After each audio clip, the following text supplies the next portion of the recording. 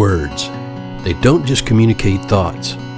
They reveal the hidden things in our hearts. They don't just communicate ideas. They create worlds. The mouth and the words we say are a creative force that is not only used all the time, but everywhere we go. Our words are the very essence of how the Creator made us. Join us as we discover the essence of man and the power of speech.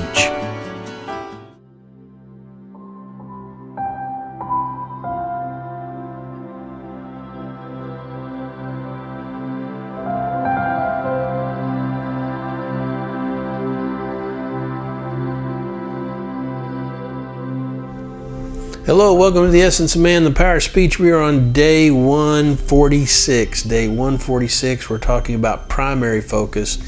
Now,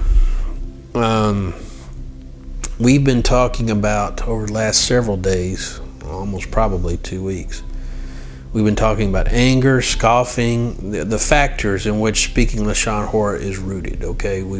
That's anger, scoffing, arrogance, despair, not abiding by the relevant laws. In other words, we don't even know there is laws on this that affect the world to come. We don't consider the speech without rule or regulation. We've talked about the negativity. We've talked about saying that given statement is permissible when in fact it is not. One who has been accustomed to speaking Lashon Hora and seeks to cure himself the severe malady should begin the process of searching within himself to discover things. Self-reflectiveness, we talked about that. We talked about what the fruit of it is, where Jesus said, out of the abundance of the heart, the mouth speaks. So we've laid out some conditions here. We've been talking about all this. It's interesting though. There are two scriptures that I want us to look at. And again, it's at Psalms 34. And I tell you what, let's look at Proverbs 21 first. Proverbs 21:23, because these two scriptures really point out the negative effects. Okay, watch this. Whoso keepeth his mouth and his tongue keepeth his soul from troubles. When you keep your tongue in your mouth, you keep your soul from trouble. So notice this negative here, this trouble. Trouble is trouble. Trouble is things that happen to us. But notice it says when you keep your mouth and your tongue, you keep your soul, your life, from trouble. It's pointing out the negative, the trouble part, okay? In order to avoid this, in most cases in life, it's to keep our mouth and our tongue. Now let's go over to Psalms. In Psalms 34, states it this way.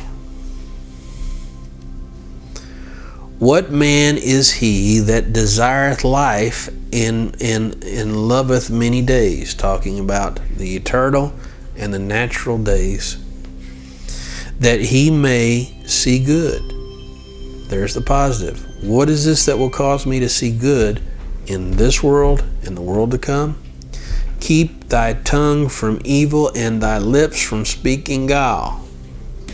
Here again we have the same thing. So notice, when a man doesn't guard his mouth, his tongue and his lips, what begins to happen? Trouble. And if we want to see good, notice the positive. He keeps his mouth and his tongue from speaking guile and evil. These are the factors. And notice again, the good and the positive is both being pointed out here. Who wants to see good in this world and the world to come? He who guards his mouth and his tongue from speaking evil and guile. And who gets trouble? He who doesn't guard his mouth and speaks evil. There's a negative. So the negative and the positive, the good comes from guarding the mouth and the tongue. The bad from happening, the troubles from happening, comes from guarding the mouth. This is crucial. And again, what causes our mouth to do these things? Ignorance of the rules, which we talked about. Anger, we've talked about. Scoffing, arrogance, pride, despair, negativity, giving yourself permission. These are the things that cause us to speak evil. And yet, not putting a guard over our tongue and mouth causes trouble. But yet, putting a guard over our tongue and mouth causes length of days in a good life. Pretty simple.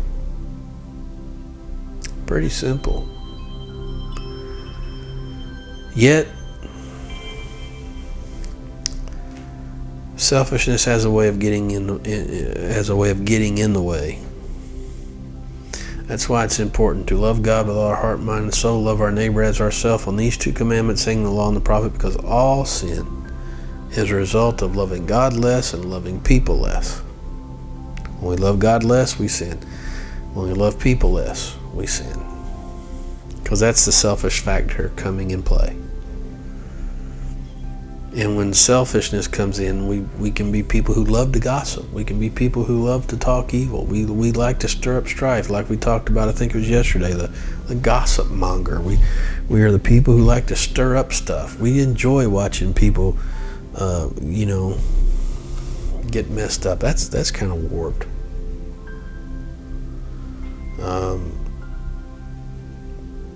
We would rather watch people continually being tormented to try and help them, and our intent and our motive would be wrong. Like I said, I think it was yesterday, when we see somebody sinning a sin, we don't enjoy talking to them about it. It's not that we're confrontational, not confrontational. It's the fact this hurts. I don't want to have this conversation because it hurts. But there's some people who love it because they love to stir up more stuff, more strife. So, yeah. Let it not be named among us, amen? The primary focus of why people speak evil. Get rid of those things. Okay? We'll see you next time on The Essence of Man, the Power of Speech. Have a good one.